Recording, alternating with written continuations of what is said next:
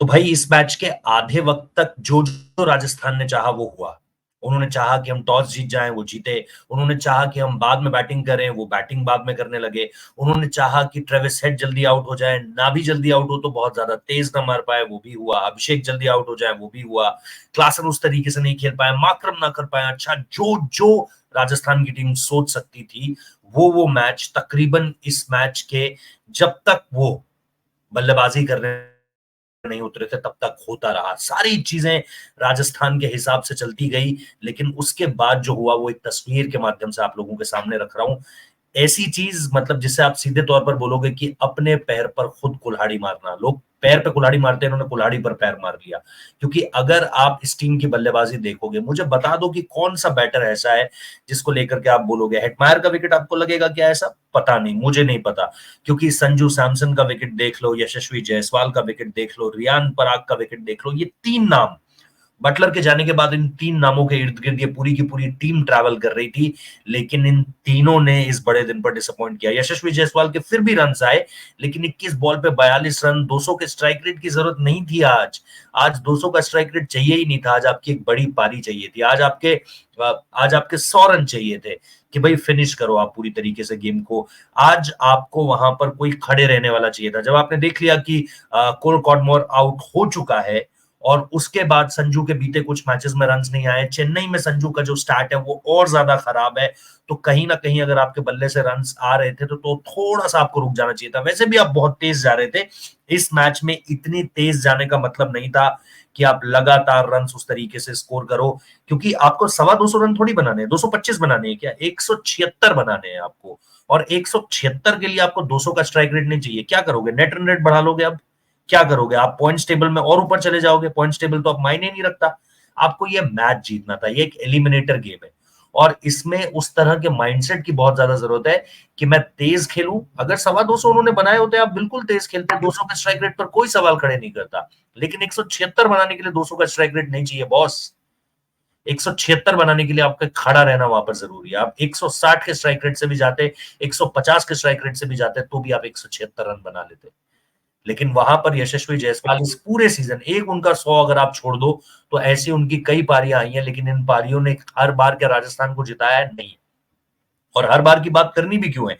क्योंकि league stage के matches थे। अब तो नॉकआउट था। नॉकआउट में आपको इस तरह की चीजें आप अफोर्ड नहीं कर सकते हो। संजू सैमसन, मतलब अभिषेक शर्मा को लाया गया। Credit goes to Pat Cummins भाई। वो जिस तरीके से इंडिया की कंडीशंस को समझता है, स्पिनर्स को कब यूज करना है, विकेट क्या कर रहा है। ऐसा नहीं था कि बिल्कुल ड्यू नहीं था, बहुत हल्का ड्यू था। लेकिन शबाज की गेंदबाजी देखो, अभिषेक की गेंदबाजी देखो। उसने लास्ट मोमेंट पे, पहले कभी आपने अभिषेक को इस तरीके से गेंदबाजी करते हुए नहीं देखा, लेकिन संजू को उसने टीज किया और बुरी तरीके से फंसाया। और जिस तरीके से इस पूरे के पूरे मैच में आपने पैट कमिंस की कप्तानी देखी, उसने जिस तरीके से अपने गेंदबाजों को रिवॉल्व किया।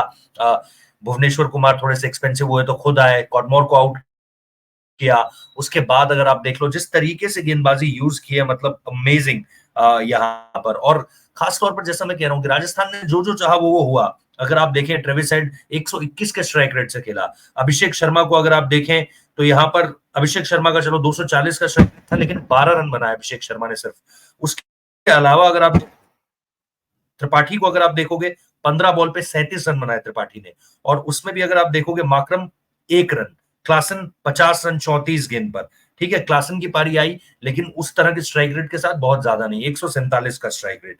उसके बाद नीतीश रेड्डी के रन नहीं है, अब्दुल समद पहली बॉल पर आउट हो गए, शबाज ने 18 बॉल पे 18 रन बनाए। तो इस तरह की चीजें ही चाहिए थी भाई राजस्थान रॉयल्स को, कि भाई ये टीम बड़े रन ना बना पाए। अगर आप बोलो कि राजस्थान रॉयल्स ने टॉस जीता, टॉस जीतकर क्या करा?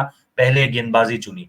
गेंदबाजी चुनकर क्या करा? हैदराबाद को 175 पे रोक दिया। भाई वो हाथों हाथ ले लेते इस पूरी डील को कि आप 175 पे आउट कर दोगे। अरे बिल्कुल, हमें किसी भी दिन दे दो, हमने हैदराबाद को अगर इस स्कोर पर आउट कर लिया। लेकिन उसके बाद जब आप राजस्थान रॉयल्स को देखते हो, यहां पर देखो भुवनेश्वर कुमार को उन्होंने मारा 11 रन की औसत हर ओवर में।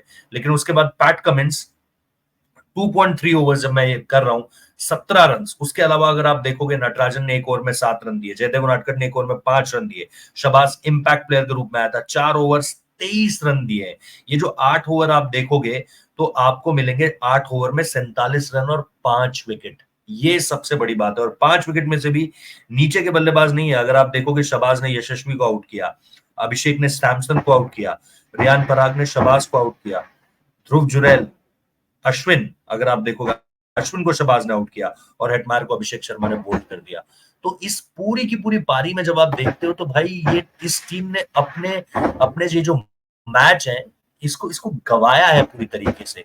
इस मैच में कहीं पर भी आपको राजस्थान की टीम इस तरीके से नहीं दिखेगी कि भाई बैटिंग के दौरान कभी भी उन्होंने कुछ सेंसिबल ऐसा किया जिसको लेकर के आप बोल पाओ कि यार बहुत ही जबरदस्त तरीके से ये सारी की सारी चीजें देखने को मिली है। बहुत ही पुअर परफॉर्मेंस राजस्थान की टीम का, और उनसे आप बेटर उम्मीद कर रहे थे भाई। जिस तरीके से उन्होंने आरसीबी को हराया था, जिस तरीके से वो यहाँ पर आए थे, संजू सैमसन को देखकर लग रहा था इस बार एक अलग आईपीएल है उनका, क्योंकि सिर्फ शुरुआत के रन्स नहीं आए, बाद में भी रन्स लगातार आते गए, और उन रनों की बदौलत ही उनको टी20 वर्ल्ड कप के लिए भी सिलेक्ट किया गया था।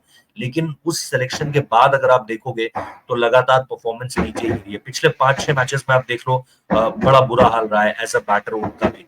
तो और आज के मैच में रियान पराग अगेन इतना बढ़िया टूर्नामेंट जा रहा था, आज बेहतर कर सकते थे इस मुकाबले में, लेकिन उन्होंने डिसअपॉइंट किया, गलत शॉट खेलकर आउट हुए। और सारे खिलाड़ी अगर आप देखो, यशस्वी जायसवाल गलत शॉट खेला, संजू सैमसन गलत शॉट खेला, रियान पराग गलत शॉट खेला, हेटमायर मतलब ठीक है डिफेंसिव शॉट था, लेकिन वहां पर उन्होंने बहुत बड़ी गलती कर दी। रविचंद्रन अश्विन गलती कर आउट हुए। तो इसमें मेरा सिर्फ सवाल ये है यार कि आपको जब बनानी थी पारी, और ऐसा भी नहीं था आस्किंग रेट बहुत ज्यादा बढ़ रहा था, आपको ऊपर से जो जायसवाल ने कर दिया था वो चीजों को बहुत आसान कर चला गया था यार। जायसवाल से मुझे बस दिक्कत ये है कि जायसवाल को पूरा फिनिश करना चाहिए था। अब वो बड़ा खिलाड़ी है, अब वो यंग प्लेयर, मतलब एज के हिसाब से वो यंग है, लेकिन अगर आप इंडियन क्रिकेट में आप टेस्ट सीरीज में लगातार मतलब 100-200 मार रहे हो, ये सब कर रहे हो, आप toing around with the bowling of England players, तो फिर आप उम्मीद करोगे ना यार कि ऐसा खिलाड़ी आपको मैच्योरिटी दिखाए थोड़ी सी ज्यादा। लेकिन वो चीज यहाँ पर होती हुई नहीं दिखी। मेरी यही शिकायत है जायसवाल से, वरना उसने ऊपर से इतना कर दिया था कि अब राजस्थान के लिए चीजें बहुत ज्यादा ईजी थी। बट पता नहीं, या तो हैमस्ट्रिंग में कहीं कुछ दिक्कत आई, क्योंकि खिंचाव लगा जब उसने एक रिवर्स स्वीप मारा, चौका गया, लेकिन उसमें कहीं ना कहीं दिक्कत लगी। But credit goes to Abhishek Sharma, credit goes to Shahbaz Ahmed, and yes credit goes to Pat Cummins captain, जिसने पूरी तरीके से चीजों को बदल दिया है। अहमदाबाद में उसने विकेट को बहुत सही रीड किया था, इंडिया विकेट को सही तरीके से रीड नहीं कर पाया, और उसके बाद उसने जो बॉलिंग खिलाई, उसके बाद उसने जो अटैक्स किए, वहां पर जो बॉलर रोटेट किए, बहुत जबरदस्त।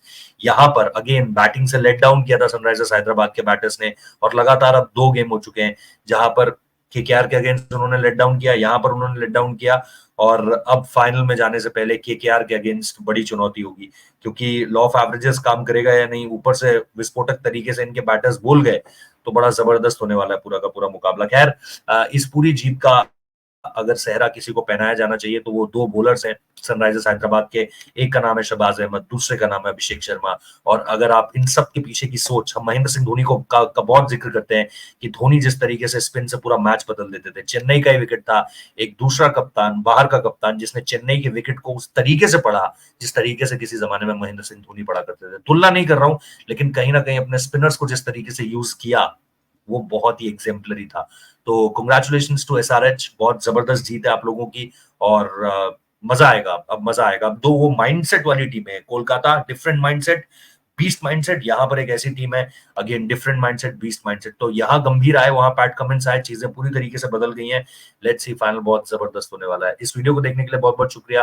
प्लीज अगर वीडियो पसंद आया है तो सब्सक्राइब करिएगा, लाइक कीजिएगा, कमेंट कीजिएगा, नोटिफिकेशन बेल मत बजाओ, सॉरी नोटिफिकेशन बेल बजा दो, और शेयर करना मत भूलो इस वीडियो को।